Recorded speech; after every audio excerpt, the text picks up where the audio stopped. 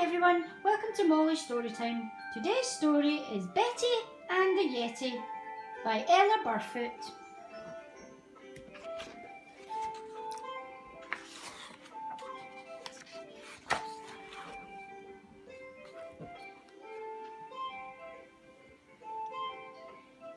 Betty has a little red sled that she takes wherever she goes. She pulls on the ropes and flies down the slopes, whether it freezes or snows.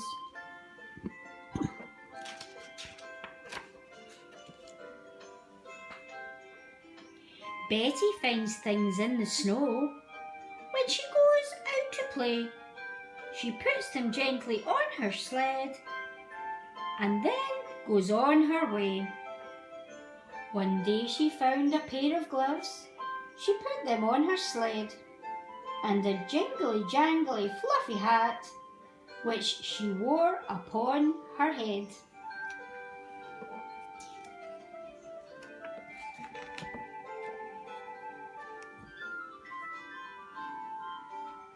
And when she saw some snow boots as hairy as a bear, she tried them on her little feet and stamped from here to there.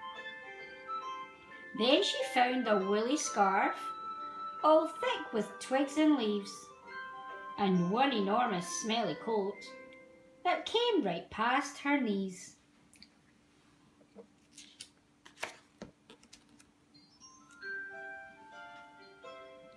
"Do these clothes belong to you?"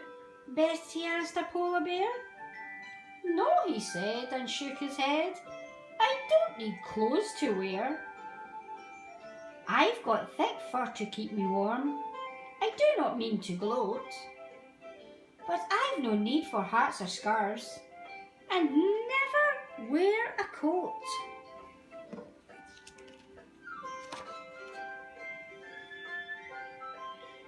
"Do these clothes belong to you?"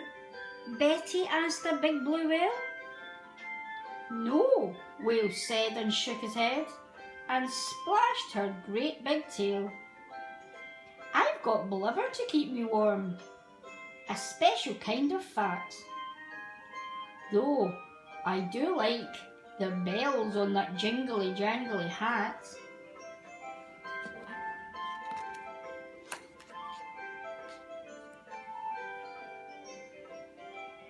"Do these clothes belong to you?" Betty asked an Arctic hare. "No," he said and shook his head. "Ask that rock over there." "What a strange thing," thought Betty, peering at the rock. "But I've asked a hare and a polar bear, so I can't see why not."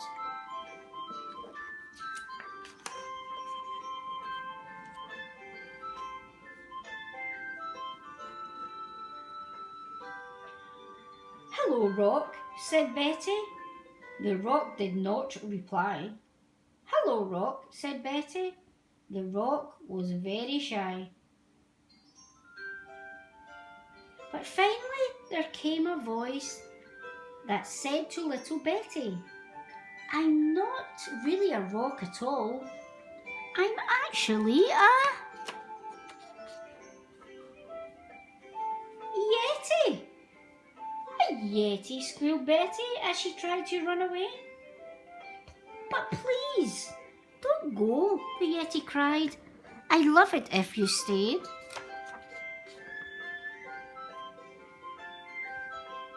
Yetis in the wild, you see, are rather shy and small. We have to wear a lot of clothes to keep us warm at all. My clothes are big and hairy. They give folks such a shock that I threw them all away and hid behind this rock. It's very hard to make a friend in the land of snow when you scare them all away before you've even said hello.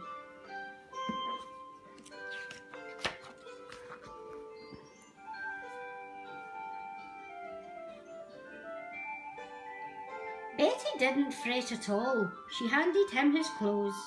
"You'd better put these on," she said, "before it really snows."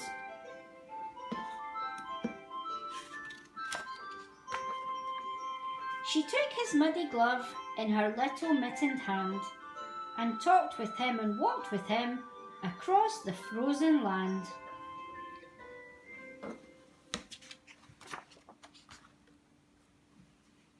Soon they met Betty's friends in the cold and snowy night, and the smelly hairy Yeti, well, he gave them quite a fright.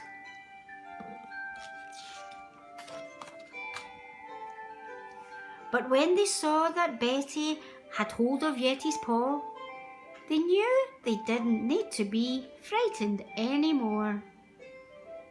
And the hare spoke up quite bravely in a loud and cheerful voice. "I'd befriend a Yeti given half the choice."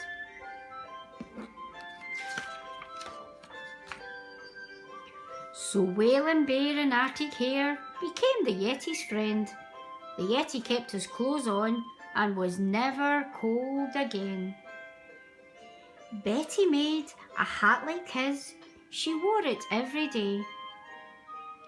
And when she went out on her sled, she jingled all the way. You won't often see a Yeti in the land of ice and snow, because unless they've met you once or twice, they're still quite shy, you know. Betty.